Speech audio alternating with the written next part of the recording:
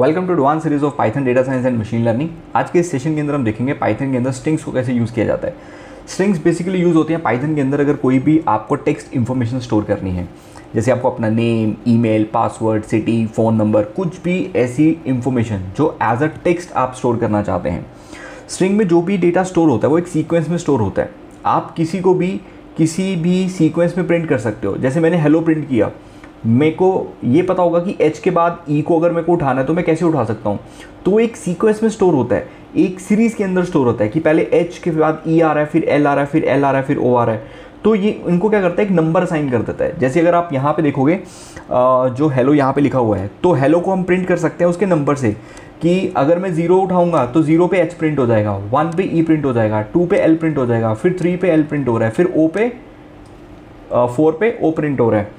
तो ये एक सीक्वेंस है। हमेशा कोई भी स्ट्रिंग जो भी आप असाइन करोगे वो हमेशा 0 से स्टार्ट होती है। अगर आपको पीछे से प्रिंट करनी है तो -1, last value -1, then -2, then -3, then -4, then -5।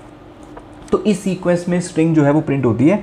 इसीलिए जो पाइथन है वो हर एक एलिमेंट का जो ट्रैक है वो अपने पास रिकॉर्ड रखती है, जिससे हम किसी भी सीक्वेंस में स्ट्रिंग को प्रिंट कर सकते हैं कि मैं पर्टिकुलर यहाँ से लेके यहाँ तक प्रिंट करना चाहता हूँ या लास्ट के 3 कैरेक्टर्स प्रिंट करना चाहता हूँ, स्ट्रिंग को रिवर्स करना चाहता हूँ। तो ये सारी चीज़ें आज हम इस सेशन के अंदर देखने वाले हैं। तो हमने देख लिया कि जो स्ट्रिंग है वो कैसे स्टोर होती है।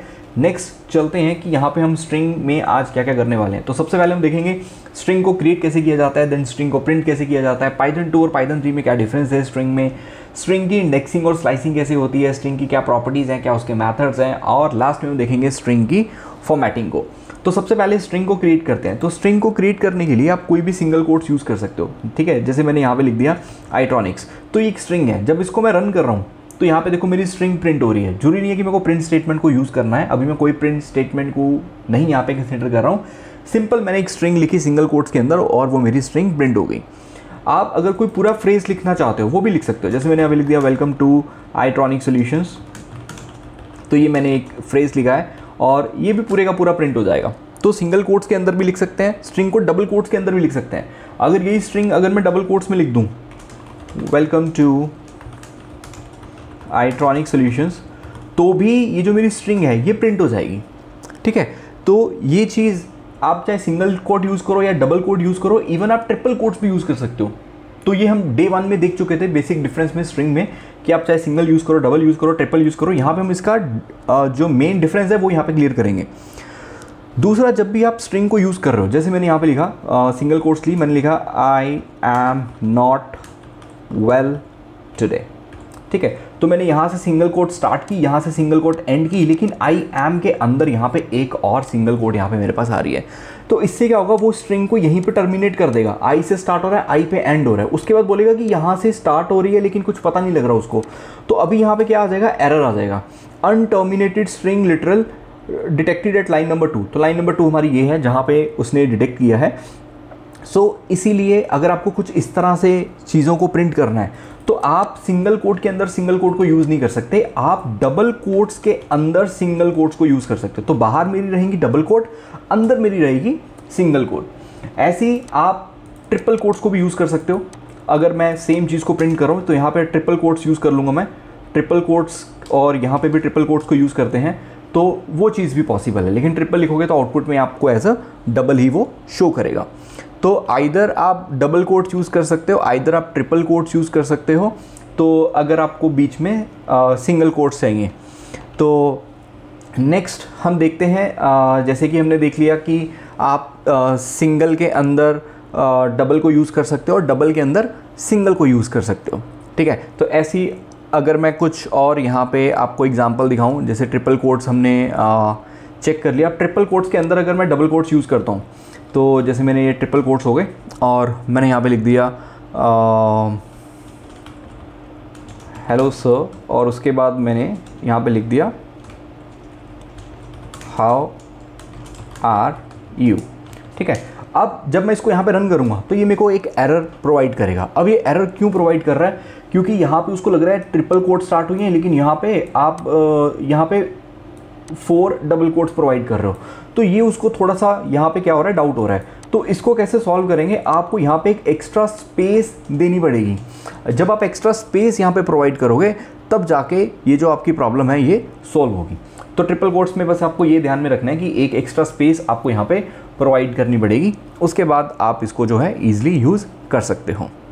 सिमिलरली अगर आपको कोई एस्केप करैक्टर भी अगर बीच में आ रहा है तो आप उसको भी एस्केप करैक्टर के थ्रू भी आप ये चीज़ों को यूज़ कर सकते हो। जैसे मैंने यहाँ पे लिखा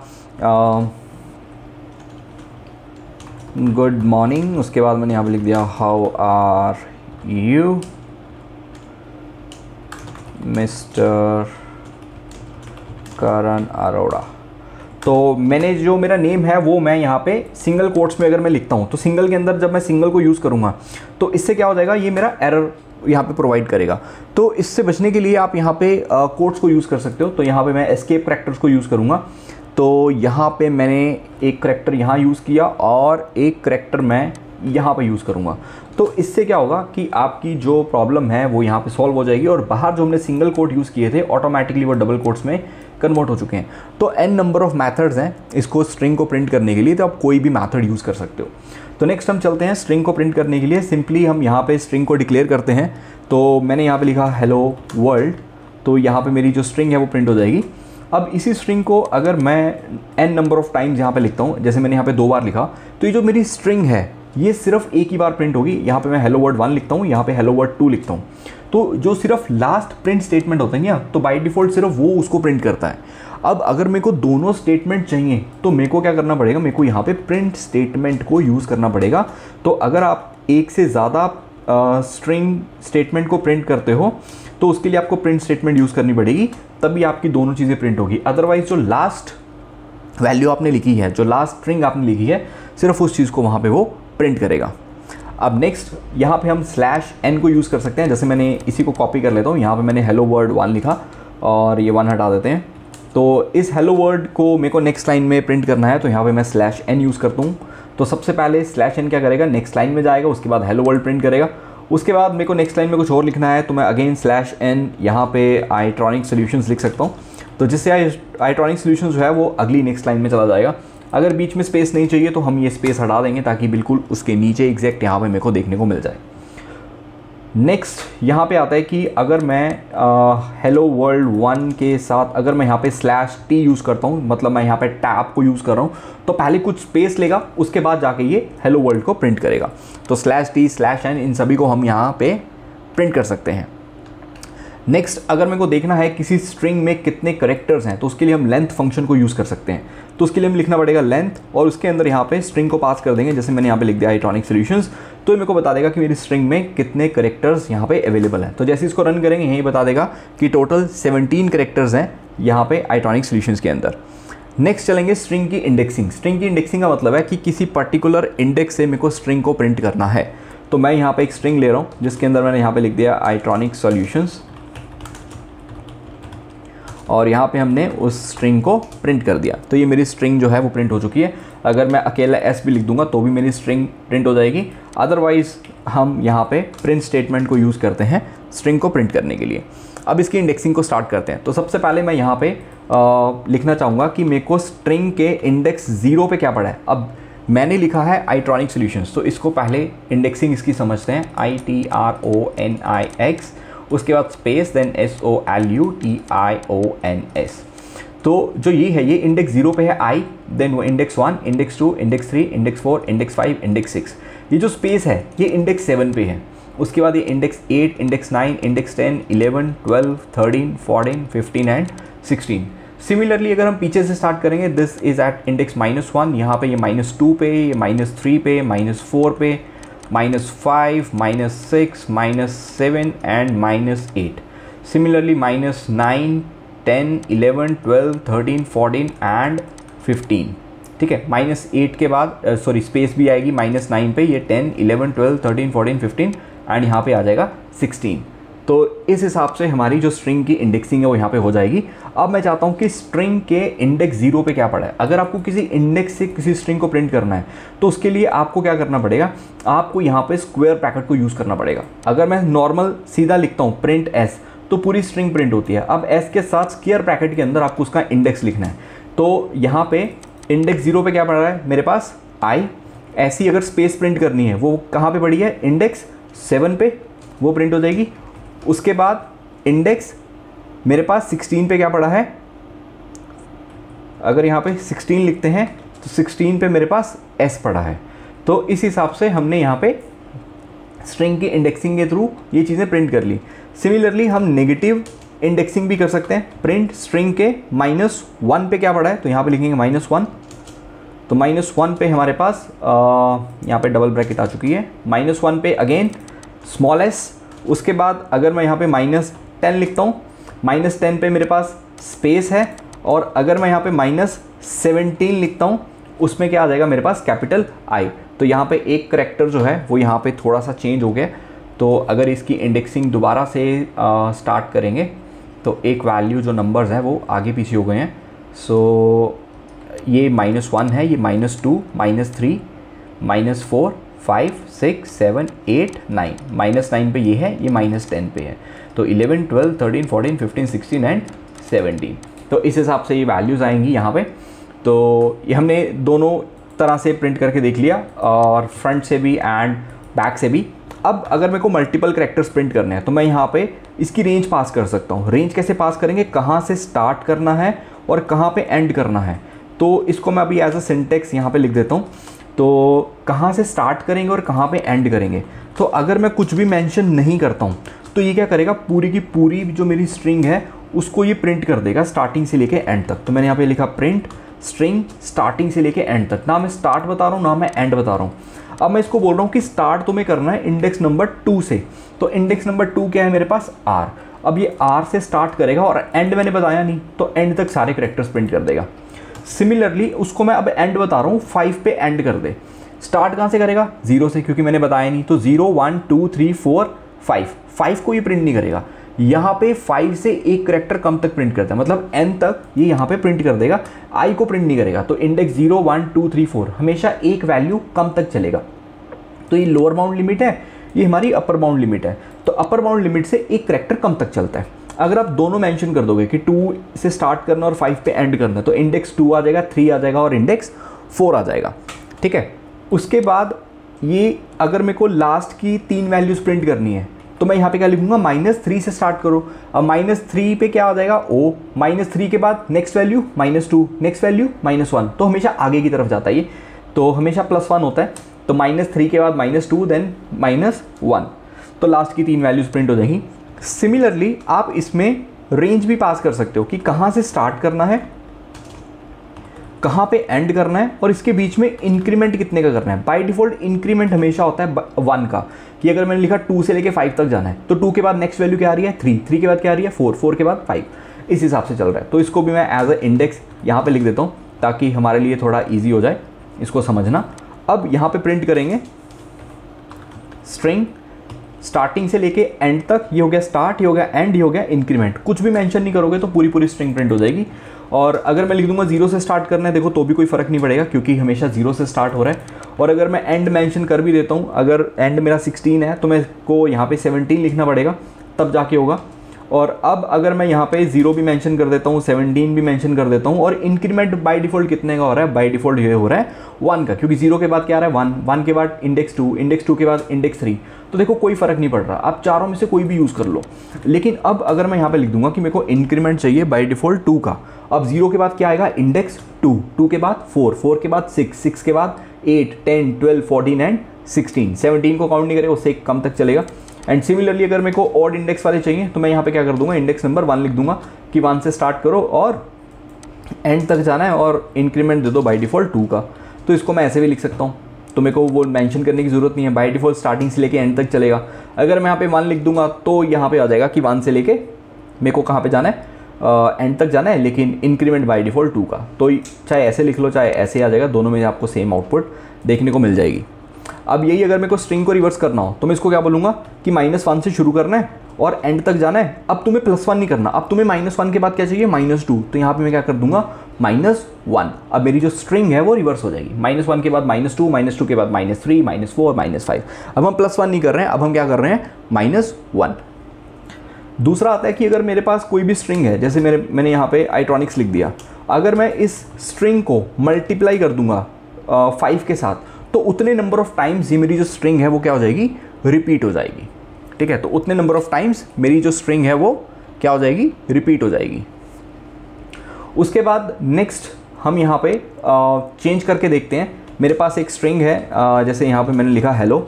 अब ये जो s के इंडेक्स 0 पे जो वैल्यू पड़ी है तो वो क्या पड़ी है, h। मैं इस h को चेंज करना चाहता हूँ, तो मैं यहाँ पे लिख रहा हूँ h को कैपिटल करना है, तो मैंने यहाँ पे कैपिटल H कर दिया। तो ये चीज़ अलाउड ही नहीं है कि आप स्ट्रिंग में जो भी एक करैक्टर स्टोर हो गया आप उसको चेंज नहीं कर सकते, ठीक है। तो string object does not support item assignment, तो ये चीज़ आपको ध्यान में रखनी है। स्ट्रिंग के अंदर आप कभी भी कोई वैल्यू को चेंज नहीं कर सकते, ठीक है। अब नेक्स्ट अगर मेरे को कुछ कॉन्कैटिनेट करना है, कॉन्कैटिनेट का मतलब होता है कि जैसे मेरे पास एक स्ट्रिंग है हेलो, तो इसके साथ मैं यहाँ पे लिख देता हूँ s प्लस और यहाँ पे लिख देता हूँ वर्ल्ड। तो अब अगर मैं प्रिंट करता हूँ s को, s equal to s plus world, तो s में पहले क्या पड़ा हेलो, उसमें मैंने क्या ऐड कर दिया, वर्ल्ड, दोनों को ज्वाइन कर दिया। जब स्ट्रिंग को स्ट्रिंग में ऐड करते हो क्या हो जाती है, कॉन्कैटिनेट हो जाती है। तब इसके साथ क्या हो गया, ये ज्वाइन हो गया। अब नेक्स्ट कॉन्कैटिनेट के बाद चलते हैं कि मल्टीप्लिकेशन ऑलरेडी मैं आपको यहाँ पे डिस्कस कर चुका हूँ, और उसके बाद कुछ बिल्ट इन यहाँ पे फंक्शंस हैं हमारे पास, स्ट्रिंग के कुछ मेथड्स हैं, और जिसके थ्रू हम स्ट्रिंग को अपर केस में, लोअर केस में, या स्ट्रिंग में कितने करैक्टर्स हैं, स्ट्रिंग को रिवर्स कर दो, बहुत सारे ऐसे यहाँ पे हमारे पास इनबिल्ट मेथड हैं स्ट्रिंग के, जो हम यहाँ पे अभी यूज़ करने वाले हैं। तो स्टेप बाय स्टेप देखते हैं। तो पहले मैंने स्ट्रिंग को लिखा यहाँ पे, एक स्ट्रिंग लिख ली मैंने यहाँ पे, लेट्स से आईट्रॉनिक सॉल्यूशंस। तो ये है मेरे पास स्ट्रिंग। अब इस स्ट्रिंग को मेरे को क्या करना है, पूरी की पूरी स्ट्रिंग को अपर केस में कन्वर्ट करना है। तो उसके लिए हम लिखते हैं ऑब्जेक्ट स्ट्रिंग डॉट उसका मेथड क्या है, डॉट अपर। अब जैसे इसको रन करेंगे स्ट्रिंग मेरी क्या हो जाएगी, अपर केस में कन्वर्ट हो जाएगी। अब सिमिलरली मेरे को स्ट्रिंग को लोअर केस में कन्वर्ट करना है, तो मैं यहाँ पे क्या लिख दूंगा, एस डॉट लोअर। तो पूरी की पूरी स्ट्रिंग मेरी लोअर केस में आ जाएगी। दूसरा मेरे को स्ट्रिंग को स्वैप केस करना है। स्वैप केस का मतलब है जो कैपिटल है वो स्मॉल में हो जाए और जो स्मॉल है वो कैपिटल में हो जाए। जैसे आई कैपिटल है, एस कैपिटल है, ये स्मॉल में हो जाएंगे, बाकी सारे जो स्मॉल में थे वो कैपिटल में हो जाएंगे। तो ये हमारा स्वैप केस हो जाएगा। उसके बाद हमने लेंथ यहाँ पे चेक कर ली, स्ट्रिंग में कितने कैरेक्टर्स हैं वो हमने फाइंड आउट कर लिए थे। उसके बाद मेरे को चेक करना है क्या मेरी पूरी की पूरी स्ट्रिंग अपर केस में है, तो उसके लिए हम लिखेंगे एस डॉट इज़ अपर। क्या मेरी पूरी स्ट्रिंग अपर केस में है, नहीं, मेरी पूरी स्ट्रिंग अपर केस में नहीं है, इसलिए फॉल्स बता रहा है। क्या मेरी पूरी स्ट्रिंग लोअर केस में है, तो लोअर केस में भी नहीं है, क्योंकि सिर्फ आई और एस कैपिटल है, बाकी सारे स्मॉल में है। तो ना ही पूरी अपर केस में है, ना ही पूरी लोअर केस में है। क्या मेरी स्ट्रिंग के अंदर कोई न्यूमेरिक वैल्यू है, तो उसके लिए लिखेंगे इज़ न्यूमेरिक, तो कोई न्यूमेरिक वैल्यू भी नहीं है। क्या मेरी स्ट्रिंग के अंदर कोई डिजिट है, तो मेरी स्ट्रिंग के अंदर कोई डिजिट भी नहीं है, तो भी क्या आ जाएगा, फॉल्स। तो ये सारी चीज़ें हम यहाँ पे चेक कर सकते हैं। उसके बाद जैसे मेरे पास एक स्ट्रिंग है, this is a string, let's say wow and वाव। अब ये मेरे पास एक स्ट्रिंग है। अब इस स्ट्रिंग में ये जो टी है इसको मेरे को कैपिटल करना है, तो कैपिटलाइज करने के लिए हम लिखेंगे S dot capitalise, S dot capitalise. तो इसको प्रिंट में डाल देते हैं एंड जैसे हमारी स्ट्रिंग जो है वो कैपिटलाइज हो जाएगी। सिमिलरली मेरे को काउंट करना है कि मेरी स्ट्रिंग में वाव कितनी बार आ रहा है, तो मैं उसके लिए लिखूंगा एस डॉट काउंट। यहाँ पे पहले इज़ को काउंट कर लेते हैं, मैंने लिखा इज़, तो इज़ कितनी बार आ रहा है, 2 टाइम्स। अब 2 टाइम्स क्यों यहाँ पे शो कर रहा है उसको भी यहाँ पे प्रिंट करके देखते हैं। तो मेरे पास तो इज़ एक ही बार है, लेकिन उसने दिस वाला इज़ भी क्या कर लिया, काउंट कर लिया। तो अगर मेरे को इस वाला दिस वाला इज़ काउंट नहीं करना, तो मैं लिखूंगा जिसके आगे भी स्पेस हो, जिसके पीछे भी स्पेस हो, उसको काउंट करके बताओ कितनी बार आ रहा है, तब एक बार आएगा। सिमिलरली मेरे को वाव काउंट करना है कितनी बार है, तो बता देगा वाव जो है वो 2 टाइम्स यहाँ पे शो कर रहा है।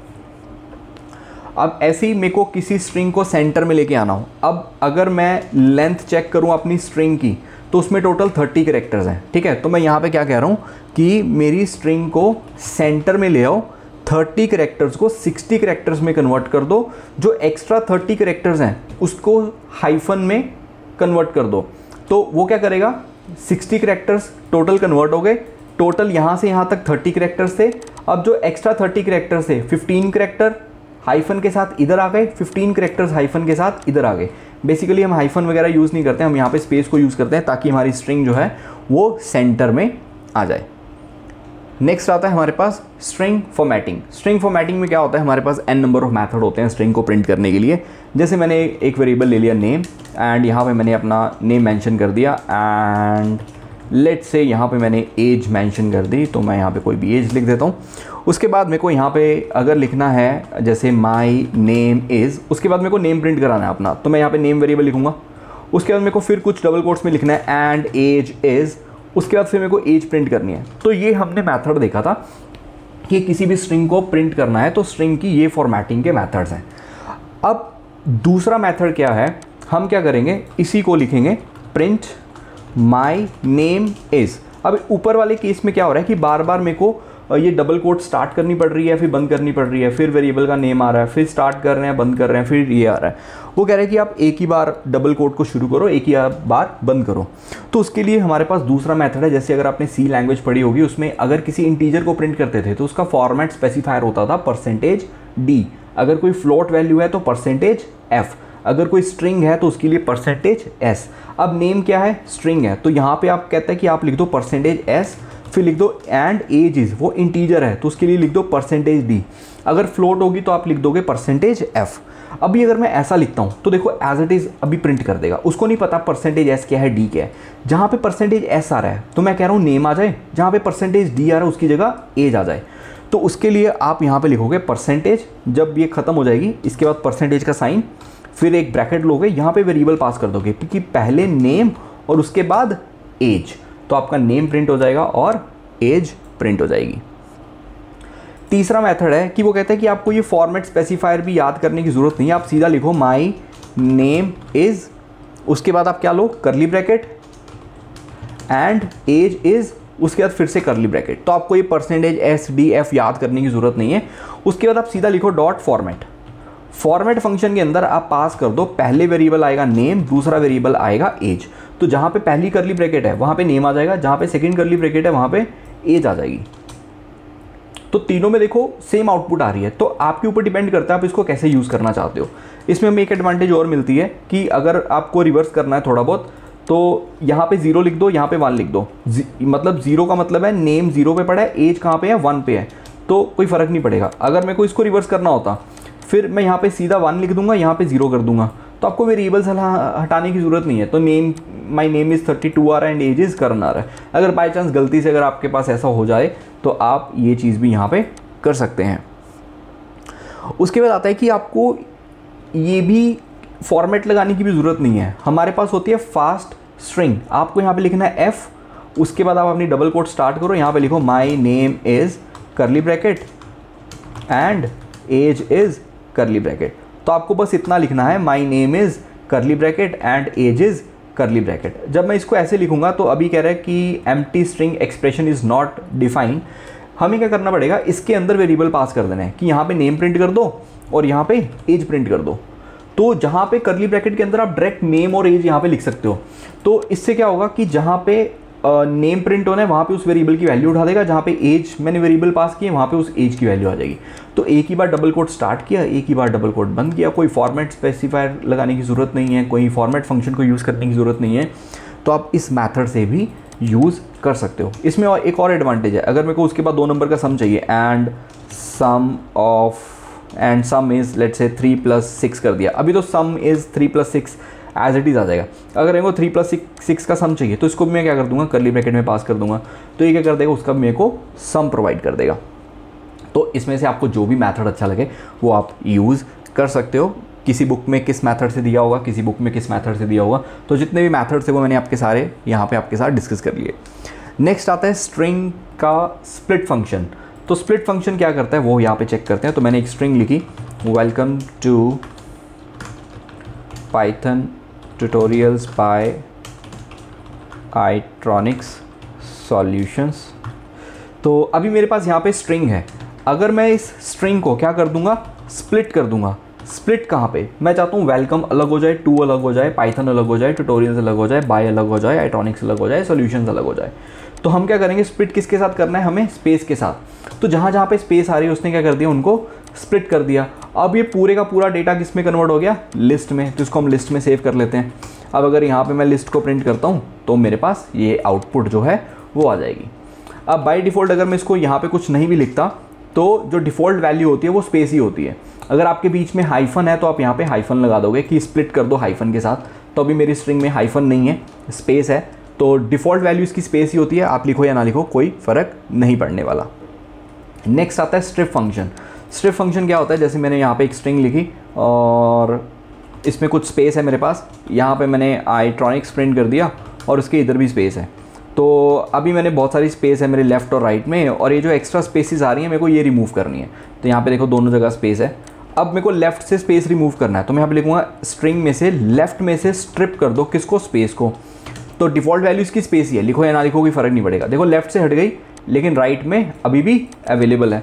तो अगर राइट से हटानी है फिर उसके लिए मेरे पास आर स्ट्रिप फंक्शन होता है, तो इससे लेफ़्ट में रह जाएगी, राइट से हट जाएगी। अब अगर आप चाहते हो दोनों से हट जाए तो आपको ना लेफ़्ट लिखना है ना राइट लिखना है, सिर्फ स्ट्रिप लिखोगे तो इससे दोनों से हट जाएगी यहाँ पे, ठीक है। तो ये एक मेथड है स्ट्रिंग में से लेफ़्ट या राइट में से अगर आपको कुछ रिमूव करना है, या अगर जरूरी नहीं है स्पेस हो, कुछ भी हो। जैसे मेरे पास स्ट्रिंग है जिसमें आगे डॉलर लिखा हुआ है, उसके बाद आईट्रॉनिक्स लिखा हुआ है और लास्ट में हैश लिखा हुआ है। तो मेरे को स्टार्टिंग से डॉलर हटाना है, लास्ट से हैश हटाना है, तो मैं लिखूँगा स्ट्रिंग में से लेफ़्ट में से स्ट्रिप कर दो किसको, डॉलर को।